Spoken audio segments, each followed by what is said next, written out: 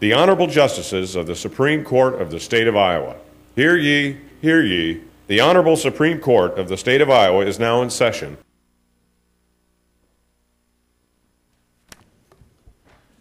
Thank you. Please be seated. Good morning. 4 cases will be submitted this morning. They are State versus Hopkins, State versus Tompkins, and State versus Stewart. The last case is submitted without argument, and we'll now hear the arguments in State versus Hopkins. Mr. Japuntich. Mr. Buller, I'm Steve Japuntich, and I represent Shanta Hopkins, who appeals from a resentencing for several narcotics-related convictions consisting of 1 Class B felony, 2 Class C felonies, a Class D felony, and a serious misdemeanor. This is Ms. Hopkins' second appeal. In her first appeal, one of the convictions for the offense of conspiracy to deliver simulated controlled substances was vacated and sent back. The case was sent back for resentencing. Mr. Japuntich, why was it necessary to have resentencing in the first place? Well, one of the counts... How did that... I mean, I know that one of the counts was dismissed or reversed and dismissed, but how did that affect the other sentence? It didn't affect... really, it didn't affect the other sentence. I suppose, unless you look at as far as a conviction, perhaps a fine or something of that nature, the sentence is the same. It's 25 years with all of the counts run concurrent to count 1, which was a Class B felony. Well, the sentence involved multiple counts. Yes, Your Honor. 1 count was knocked out on appeal, and so that portion of the sentence would accordingly be removed as well. Why would it be necessary to impose an entire new sentence on the other counts? Why would it be? Well, I think that it's appropriate as it is in the federal system, where if there's something wrong with what they call the calculus of the guidelines, that it goes back de novo, I suppose, for resentencing, and a number of things can happen in those situations. But I think it's appropriate in that way for a court to re-examine it. And I also think that it's appropriate for the court to re-examine it in light of the fact that she now had a history in the correctional system, a history that was favorable to her. I think we all know from Pepper that that is an appropriate thing to examine when resentencing somebody. Well, didn't the court have an opportunity to do a Pepper analysis? It's clear that the pre-sentence report was not amended. It wasn't updated, as you pointed out. On the other hand, the district court had available to it, as I understand it, all the information. It wasn't analyzed, and it wasn't packaged in a nice little, PSI report. But it was before the district court. Isn't that enough? No, Your Honor, I don't think so, because first of all, I think the court gave very short shrift to the sentencing factors.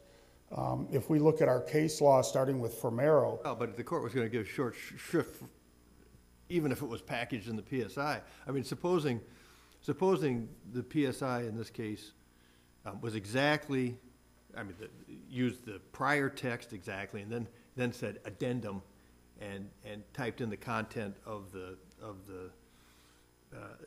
post-sentence development. Would that give rise to a challenge to the sentence under that hypothetical?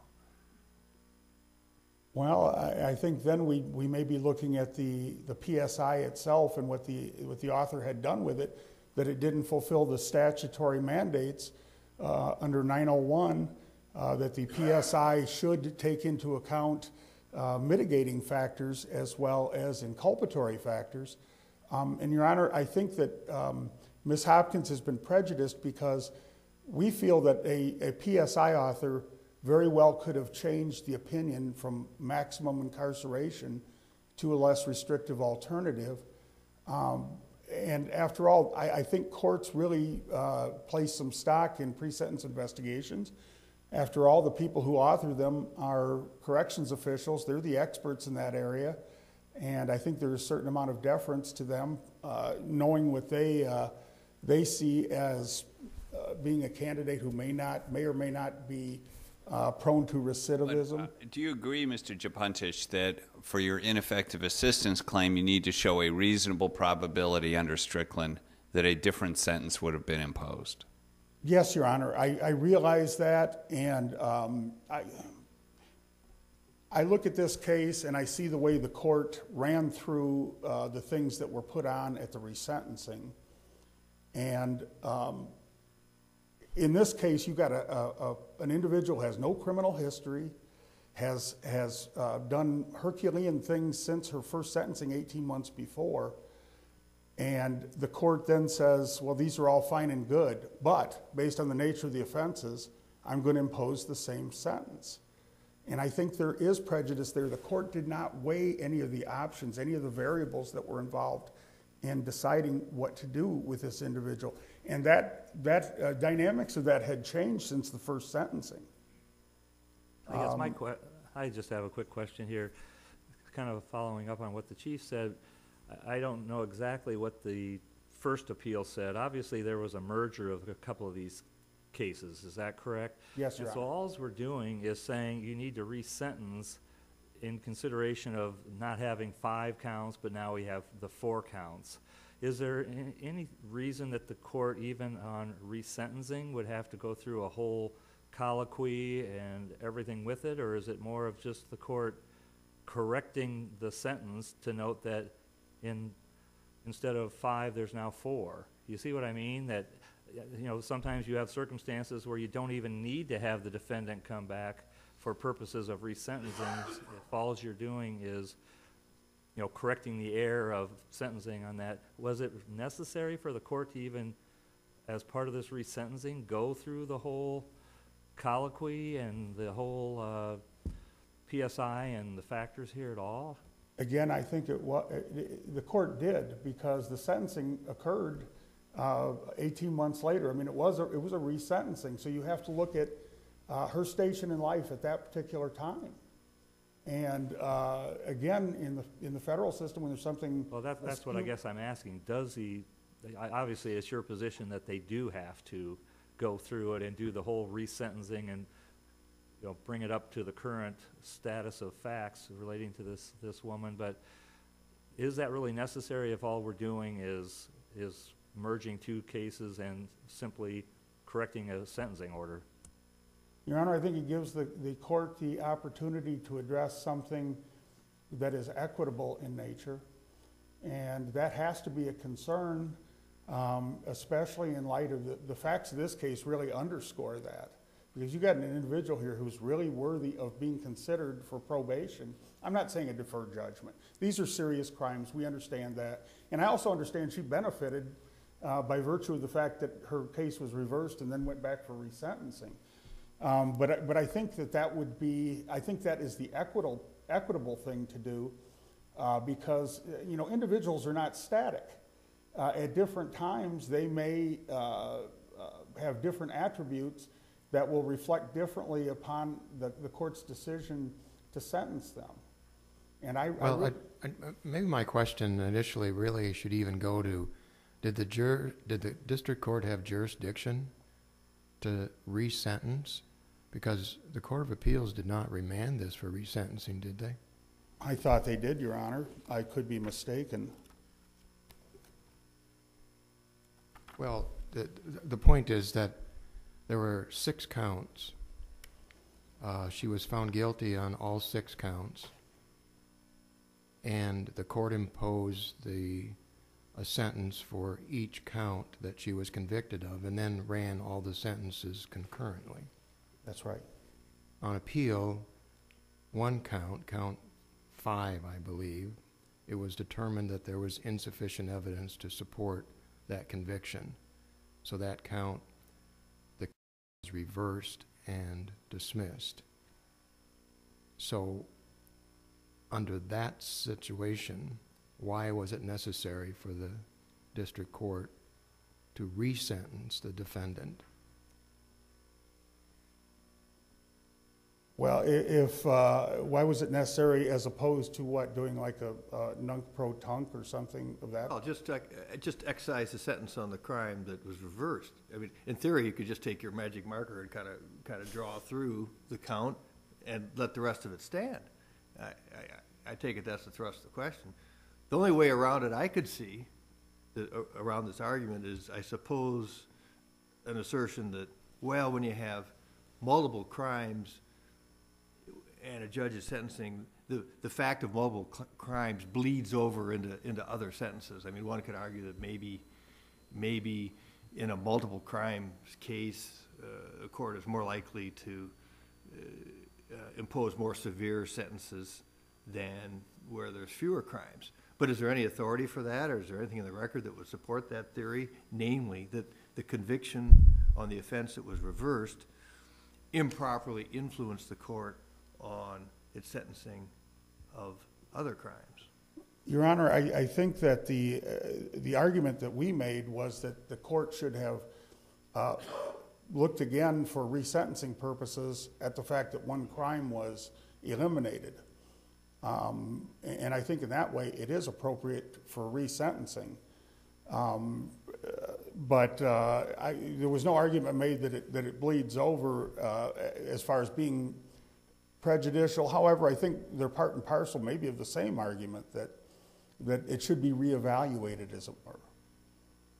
Are you arguing, Mr. Japuntich, that a pre-sentence investigation must be ordered on all resentencing following reversal on appeal?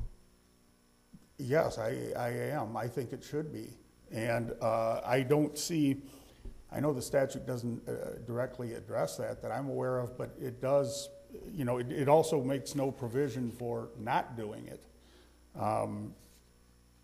Again, it makes sense because people are not static. Their characteristics, et cetera, change over time. But as in your case, a defendant on resentencing following a year or 2 years incarceration certainly has, there's a hearing, will have an opportunity to present all the evidence the defendant wants with respect to the rehabilitation that's occurred during the time of the appeal.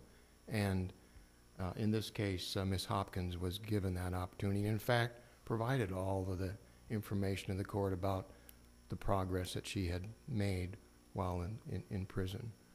Doesn't that serve as a substitute for updating the PSI? No, Your Honor, because you have the information, but you do not have the recommendation of the PSI that could have been changed. Is there some sort of a right to a recommendation, or what's the source of the mandate that there be a recommendation prior to sentencing? I guess if there's a mandate, it's the fact that the court in this particular case said he took notice of the PSI, which was, I mean, he talked about all these things separately. That PSI still had the same negative recommendation. And so, again, it's a matter of equity as to whether or not the author would have, I thought the author's original recommendation was kind of stiff. Maybe I need to review the statute on PSIs, but is a recommendation a requirement in a PSI, or is that a custom? Do you know? I don't know, Your Honor. All right, well, I'm sorry, I apologize. Yeah. But Counsel, is there any indication that more information would have been forthcoming under an updated PSI apart from the recommendation? I realize you're noting the court missed the opportunity for a new, possibly different recommendation. Other than that, did the district court have all the information regarding her Herculean efforts in prison, et cetera? I think the information was there, Your Honor. Our complaint is with the failure to weigh it and explore the available options. I think that the sentencing was very swift, very to the point, and there was no there's nothing on the record that shows us that the court did what the statutes say and what the case law say to explore different options and to sentence individuals, in other words, to sort of tailor sentences to individuals. That didn't happen in this case. And again, the reason I think that our argument as far as sentencing policy is because you have a case here, this is a good case. I mean, this individual, as far as our clients go, is very worthy for leniency. And then you have the court saying, well, no, the nature of the offenses mandate basically that I send you back to prison. I see my time is up. Thank you, counsel. Mr. Buller.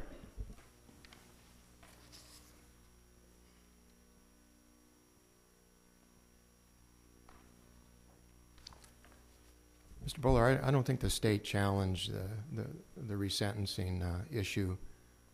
What's your position? Your Honor, you're correct. We didn't challenge that below, but I think to the extent it's an illegal sentence or a sentence not authorized by statute, an issue of jurisdiction can be raised at any time. I do want to start off addressing that question you asked my friend from the Appellate Defender's Office. Did this case need to go back at all? I don't think so. There was no remand from the direct appeal. They reversed one particular count on a merger issue. There's no reason this case needed to be back in front of a district court judge. They reversed on an insufficiency, not a merger issue. That's correct. But reading it, it does say affirmed in part, reversed in part. There's no discussion of the sentence, and there's no direction. So you're right in that. That's correct, Your Honor. I was just taking a look at the opinion during Mr. Japuntich's argument, and the language the Court of Appeals uses is we reverse Hopkins' conviction and sentence for this charge. That's on page 47 in the appendix. There's no remand order issued off of there, and I think the presumption is that absent a remand, no jurisdiction vests back in the district court. Of course, the reality we have here is that based on that language, which maybe isn't crystal clear, the district court judge in this case looked at it and determined there should be a resentencing, and the state didn't challenge that below. But in a case where there's one count and concurrent sentences, there's no necessity for an entirely new sentencing hearing. At best, I think all we need to have is a sentencing where the judge confirms sort of what we'd see in a conditional affirmance situation, that the sentence wouldn't change based on the vacating of one particular count. Yeah, but I guess, address my bleeding theory. I think you understand it. I mean, sentencing is a package. It's not really atomized, and there's multiple counts, obviously. But surely a decision maker steps back and considers the totality and then starts to decide the length of the sentence and whether they're consecutive or concurrent. I take it you kind of agree with that's kind of how it's done, or do you disagree with it? I do agree with that, Your Honor. There's certainly a lot of moving pieces to sentencing. 9075 is an extensive list of factors. One of those is the nature of the offense, and I think removing one count potentially does impact that. But the reality is it's not going to change the sentence in every case, and certainly not in a case like this one. What about the PSI, though? And let me make, I think, part of your opponent's argument, but PSIs are important to judges. They're busy. They have multiple sentencing on any particular day, and PSIs are relied upon extensively and appropriately so. I mean, the statute arguably requires it, but PSI is a big part of this thing. And when PSI reports are made, ordinarily there's a recommendation of some kind. And I think it's probably fair to say as a practical matter that the recommendations carry some weight. By no means dispositive, but are significant to most district court judges. Well, so we didn't have that recommendation here. We had all the information. I think it's conceded. All the information was before the district court in some fashion. But we didn't get the benefit of a recommendation. Do you agree with my rendition of the posture of the case, and does it matter? I agree with your description, Your Honor. There are a couple pieces in there I want to pull apart and talk about. Please bring me back if I don't address your concerns. The first is, does Chapter 901 require a recommendation from the probation office? By the plain language of the statute, I don't think it does. The driving term in the statute is providing pertinent information, basically to give all the information to the district court judge so that he can make a conclusion about what should happen in this particular case. I would certainly acknowledge as a practical matter, we see a recommendation. Certainly in every PSI I've had come up, except for a handful where the probation writer specifically does not take a position. But for the most part, we do see a recommendation. The reason it doesn't matter that there was no updated PSI here is exactly that. Counsel is entitled to make a reasonable tactical decision about how to present evidence. And there was a good reason in this case to orally present the changed circumstances evidence. The defendant's whole theory at resentencing was things have changed, so the sentence should change. If all of the information was considered by a new probation writer and the sentence didn't change, if the recommendation didn't change, that would have completely undermined the defendant's argument at resentencing. It goes to, that sounds like something you'd need to explore in a PCR. It seems to me your better argument is just the lack of prejudice that even if a PSI had been performed, they have to show some reasonable probability the sentence would have been different. And while it's possible that the judge could have done something different, it seems to me there's a pretty reasonable argument the state has that when you knock out one count out of a concurrent sentence, the sentence in most cases is not going to change. Justice Mansfield, I absolutely agree that prejudice is our stronger argument in this case. The language of Strickland, which this court, of course, has followed time and time again, is a reasonable probability of a different outcome. The defendant in his brief says it's entirely possible there would have been a new sentence, and the argument today that we heard is that there very well could have been a different sentence. That's not enough to establish a reasonable probability of a different outcome. We don't speculate about what could have, might have, or even should have happened if something It doesn't have to be more likely than not. There's some interesting questions about what reasonable probability means, and the cases are a little confusing perhaps. But it doesn't need to be more likely than not. It needs to be in terms of guilt. There has to be a strong, it has to undermine the confidence in the outcome, I guess is what we'd say. And does this undermine the outcome, our confidence in the outcome of the sentence, in light of the fact that district court judges rely on this stuff all the time? No, Your Honor, it doesn't undermine confidence. I agree with you. It's not 50% plus a feather. It's not like preponderance in civil litigation. But it's certainly more than guessing about what might have happened with different information. It's important to remember that in this case, we're not even sure there would have been different information. All the certificates that the PSI writer might have looked at are contained in the court file, and we have to presume that a district court judge has reviewed the court file, regardless of whether he announces that on the record. The judge here talked about the good decisions that the defendant had made since she'd been incarcerated. That certainly suggests to me the judge considered exactly what the defendant wanted the judge to consider. And if we look at the transcript, the presentation of this evidence orally by defense counsel was pretty strong. I think she spun things the best way she could for her client, probably better than the PSI writer would have with access to the same information and potentially coming to an adverse recommendation. Like I said earlier, the PSI writer probably would have done exactly what the judge did here, and that's recommend a prison sentence once again. That would have taken the legs right out from under the defendant's argument at the resentencing. Well, I guess I understand your argument. On the other hand, the point was made by Mr. Japuntich that not many incarceration records come along that have the kind of performance that this young lady did. So doesn't that still leave some significant room for the possibility that the PSI writer on the renewed sentencing would have taken a different position? No, Your Honor, I don't think so. In fact, I think some of this rehabilitative evidence actually cuts in favor of the state. Has the defendant made positive changes in her life? Sure, she's stopped using drugs, she's gotten her GED, she's taken some college classes. But where did she make all of these positive changes in her life? The answer is in the highly controlled environment of the Mitchellville Women's Correctional Facility. The correctional system's actually working in this case. By incarcerating the defendant, she is making positive changes in her life. That's what we hope happens every time that a defendant goes to prison. So the rehabilitative interest in this case is met by continuing some form of correctional institution placement. And the defendant's not going to be there forever. There's a mandatory minimum in this case, but once that's up, the parole board can consider her. If she's still on the track she is now, she's likely to be released shortly after that mandatory minimum is up. She can also apply to the governor for executive clemency. The district court's job here was to consider all of the available information in the totality.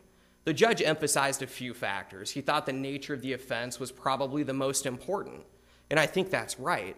We're talking about serious drug crimes here. One of them is a Class B felony, our second highest classification in this state.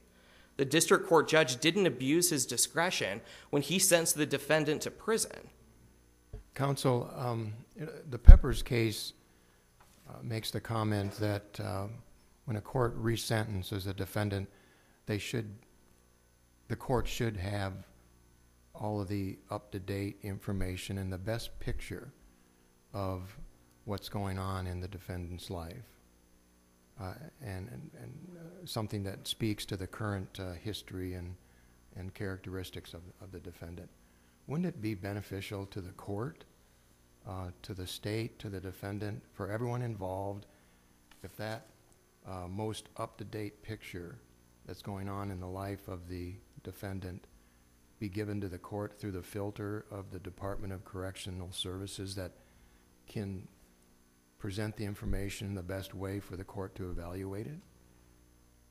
I have a two-part answer to your question. As to, I don't think Pepper in any way binds or mandates a state court judge do anything. Well, you may be right on that, but it does make the statement that sentencing should be based on the most up-to-date information. Yes, Your Honor, it does. And if we were talking about a direct challenge about the PSI and whether a defendant had asked for an update and been denied one, we might be in a different position here. But we're talking about an ineffective assistance claim. Is what counsel did below tactically reasonable, or is there prejudice flowing from that? I think the defendant's argument here fails both prongs of that analysis. I understand that. I guess my question is more practical. That wouldn't it be more beneficial for our sentencing judges to hear about the rehabilitation through the expertise and the filter of the department employees and not through the defendant's own assessment of how they're doing in prison? Yes, Your Honor. Most of the time, I think you're exactly right. Of course, the state can't control when a defendant chooses to present the evidence in a different way. But if we look at the factors in 907.5, G as in golf provides for such other factors as appropriate to be considered by a district court judge. That does include post-sentencing information at a resentencing. And it's important to remember that that evidence is going to cut both ways. Certainly there are cases like this one where this defendant has made good choices in prison. But obviously, that's not the only kind of choices a defendant can make while incarcerated. If a defendant is resentenced after a lengthy prison disciplinary history, the state should be allowed to present that evidence at resentencing too. Just like this defendant's good choices suggest rehabilitation, an inability to follow prison rules, something like assaulting a guard, certainly suggests the opposite, that the defendant has not and perhaps cannot be rehabilitated. Most of the time, a better presentation of that evidence will come through the PSI writer. These probation office employees have training. They're used to working with this kind of records. If I or maybe someone else got just this stack of certificates from prison, it might be hard to figure out what they're talking about. The probation writers are familiar. They can say which certificates show a legitimate effort on behalf of the defendant and perhaps which do not. Do we have to make a couple leaps of faith in order to find prejudice? We have to assume or speculate that an updated PSI would have changed the recommendation to one of leniency for the first leap, and the second leap that the trial court would have responded with a different sentence? I think that's right, Your Honor. We really have at least two flying leaps we've got to make in this case. First, that the probation office would have presented the information in their write-up at least as favorably as the defendant. Then it would have changed the recommendation, which I think is far from a certainty. And then that the district court judge would have, instead of following his own judgment like he did here, have adopted the PSI writer.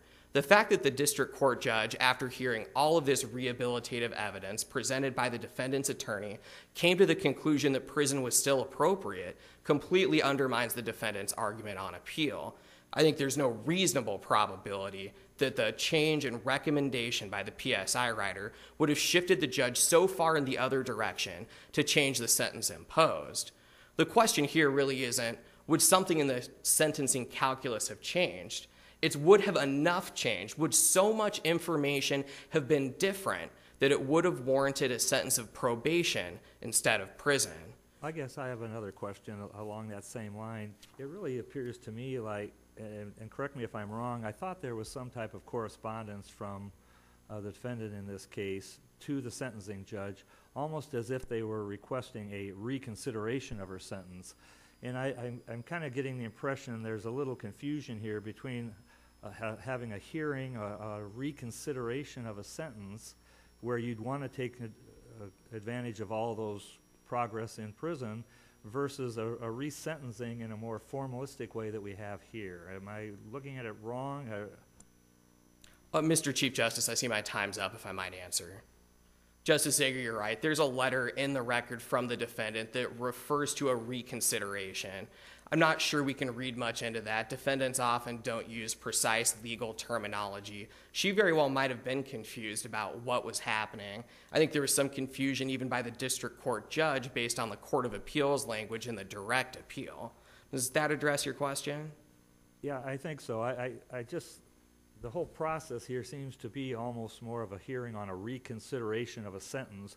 Look at all my progress, I've learned my lesson, please reconsider my sentence, versus a resentencing where you're simply correcting what I would call, you get rid of one of the charges and now we have to resentence on everything else, not necessarily looking at all those other factors requiring a PSI, but that's just kind of entered my mind. So you've answered my question. Thank you.